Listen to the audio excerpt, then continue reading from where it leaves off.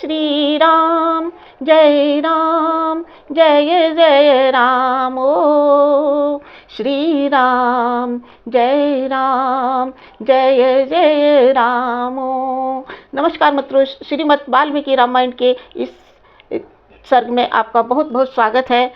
यह programme lotus channel के द्वारा आपके लिए प्रायोजित किया जा रहा है। तो हमने पिछले सर्ग में हमने देखा कि दशरथ जी ने अपने सुमंत्र को बुला करके और वशिष्ठ जी को बुला करके ये कहा कि हे वशिष्ठ, हे देव, ब्राह्मण देव, आप ही मेरे समस्त यज्ञ के कार्यभार को संभालने में समर्थ हैं, आप उसे संभालिए।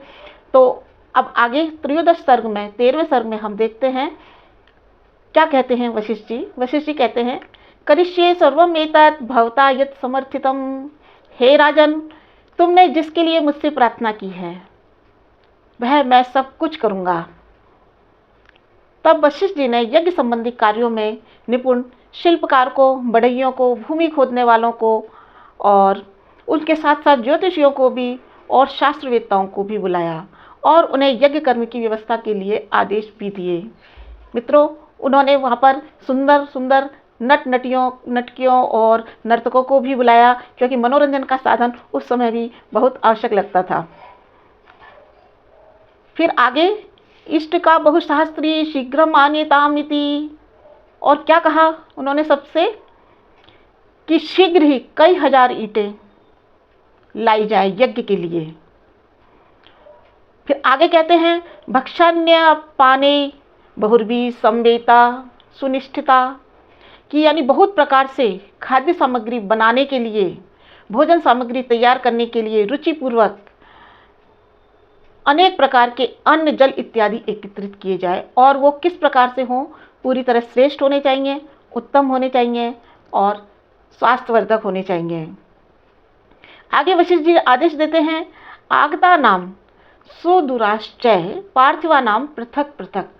अब इतना बड़ा यज्ञ हो रहा है तो बहुत दूर देशों से बहुत बड़े बड़े राजा लोग भी आएंगे। तो क्या कहा उन्होंने कि दूर से आए हुए राजाओं के लिए, भूपालों के लिए पृथक पृथक महलों की, उनके निवास स्थान की सुंदर से सुंदर व्यवस्थाएं की जाए।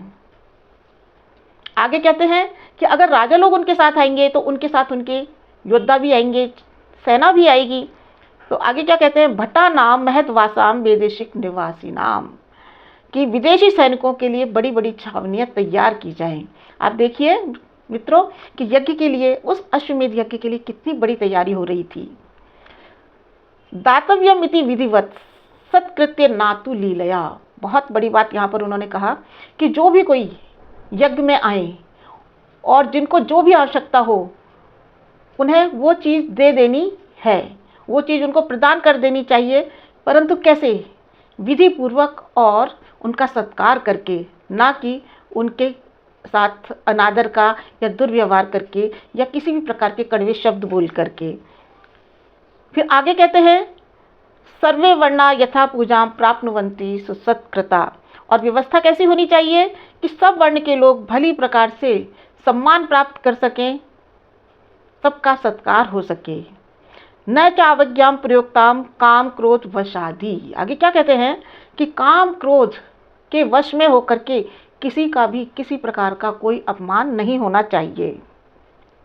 तेषाम अपि विशेषण पूजा कार्याम यथाक्रमम।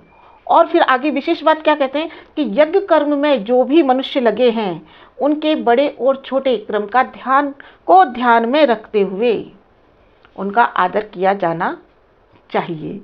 इस प्रकार वशिष्ठ जी ने सभी को आदेश दे दिए।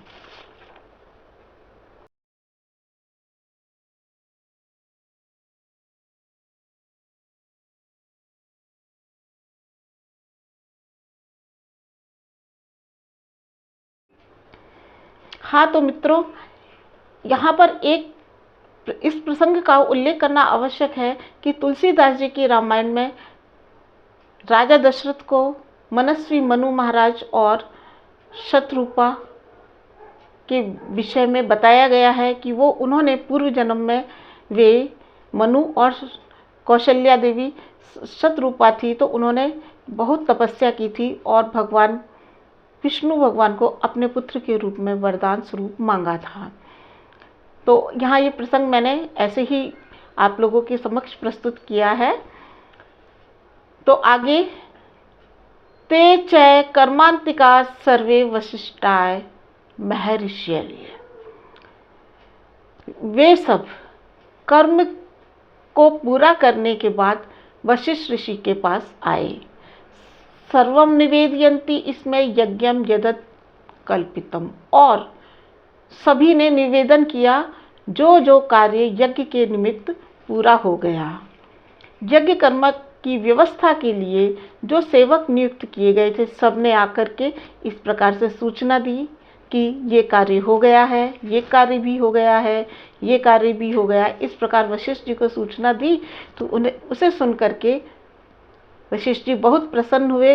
फिर उन्होंने दोबारा एक बार वह बात फिर कही कि अविज्ञा न दातव्यम इति कस्यचित् लीलायापि, कि खेल खेल में भी किसी को अनादर करके दान ना दिया जाए, किसी की सेवा ना की जाए, कुछ दिया ना जाए, क्योंकि अविज्ञा कृतम हन्यात दातारम नात्र संशय, कि हे भद्र पुरुषों, जिसको भी देना है उसे सत्कार करके दो, क्योंकि अनादर पूर्वक किया गया दान दाता को नष्ट कर देता है। यहाँ पर मित्रों हम देखेंगे कि उन्होंने कहा दाता को, यदि आप लोगों में से कोई भी देता है और अविज्ञा पूर्वक देता है तो दाता वहाँ पर सिर्फ देने वाला होगा, वहाँ पर अन्य व्यक्ति और भी कोई तीसरा व्यक्ति जिम्मेदार नहीं होगा। कुछ दिनों के बाद राजा लोग अयोध्या में आ गए। फिर क्या हुआ, बहुनी रत्नान्य आदाय राज्ञो दशरथस्य च, और राजा दशरथ के लिए बहुत से रत्नों की भेंट लेकर वो आए। तो भेंट की प्रथा प्रारंभ से ही है। वशिष्ठ जी ने सारी सूचनाएं राजा को दी कि ये कार्य हो चुका है, राजा लोग आ चुके हैं। दृष्टुमर्हसि राजेंद्र मनसेव निर्मितम, कि हे राजन, हे राजेंद्र, अब आप देखिए इतनी शीघ्र यज्ञशाला तैयार हो गई है, मानो मन के संकल्प से ही ये उद्बुद्ध हो गई हो, यह कार्य हो गया हो। दिवसे शुभ नक्षत्रे नियातो जगतपति, वशिष्ठ ऋषि व श्रृंग ऋषि को आगे करके, उनका आदेश पा करके शुभ नक्षत्र में राजा दशरथ राजभवन से निकले।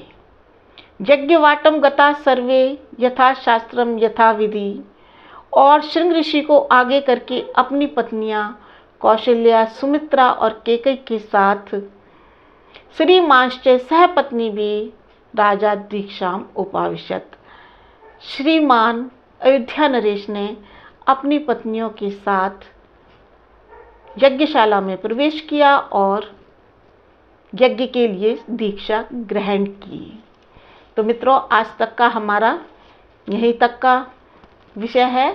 आगे हम देखेंगे कि अश्वमेध यज्ञ में क्या क्या प्रक्रियाएं होनी है और क्या क्या संपन्न हुई। जय श्री राम, जय भारत।